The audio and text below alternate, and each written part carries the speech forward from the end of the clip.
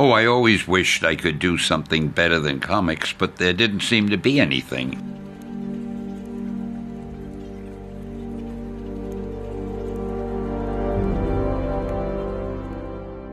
My mother used to say that when I was having lunch or dinner at home, if I didn't have a book to read, I'd be reading the label on the ketchup bottle. And in fact, one of the gifts that I got one Christmas, my mother bought me a little metal stand that you could put a book on, so while you're eating, you could be reading the book. There were the Hardy Boys, Don Sturdy, and Tom Swift. One was an adventurer, one was an inventor. I loved Emile Zola. I loved Charles Dickens. Whenever I got an extra 50 cents, I'd buy one of those books. In those days, grown-ups hated comics, didn't want their children to read them particularly. So I figured I'm not going to use my real name, which I'm saving for posterity, for these silly comic books. So I cut my first name into two, called myself Stan Lee. And it was a living, and I was doing the best I could to make the stories a little bit better, but the kind of stories my publisher wants me to do are banal. They're juvenile. They're nothing. I said to my wife, there's got to be something better than this. So Joni said to me, why don't you write one book the way you'd like to do it? So at that time, my publisher, Martin Goodman, said, give me a new superhero book. I think superheroes may sell. Superman! But I didn't want to do superheroes just like Superman or Batman. I wanted something a little more original and where I played up the personality of the characters more and where there were surprises. And I came up with the Fantastic Four. And I called Jack Kirby, who was the best artist we had, and I asked him if he would draw it. It sold very well. We had never gotten fan mail before, but we started getting fan mail, and that started it. So I dreamed up Spider-Man and the Hulk and the X-Men and all the others.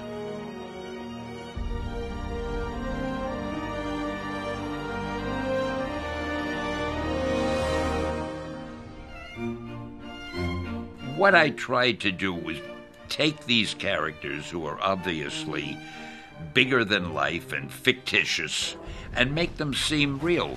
They've got these powers, they do wonderful things, but what are the things that worry them? What are the things that frustrate them?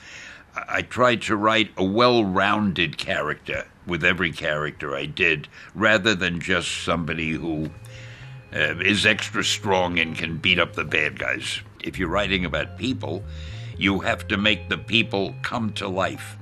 I know I always loved reading Sherlock Holmes, and I loved the way Sherlock Holmes spoke, and the way Dr. Watson spoke, and you could tell one from the other. They didn't speak the same way. And the same with any good books. You didn't have to read Joe said or Sam said. You knew who said it by the way the words were written. In the beginning, I wrote all the scripts myself. I typed them out, wrote them. After a while, I was writing almost every book, and we had a lot of books, and there wasn't time to do it. Kirby would be waiting for a script, and I couldn't keep him with nothing to do. So I would say, look, Jack, I don't have time to write your script, but here's the story I want to tell, and here's how we'll end it. I gave him whatever I wanted the story to be. And I said, now you draw it any way you want. I'll put in the dialogue and the captions later. So he would work just from an outline, a verbal outline that I gave him. He'd put in a lot of details that I hadn't even thought of, and that was great. And I did the same with all the other artists. One reason that our stories were so successful is I had these great artists illustrating them. Kirby was good, Ditko was good, John Romita was good, John Buscema, Gene Colan.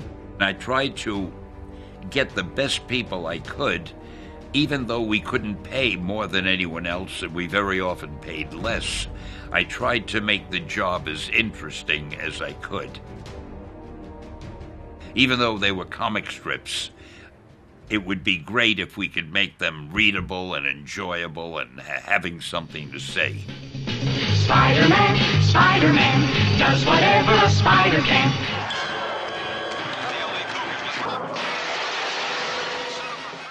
What would you like people to be left with from your career? He wrote some good stories.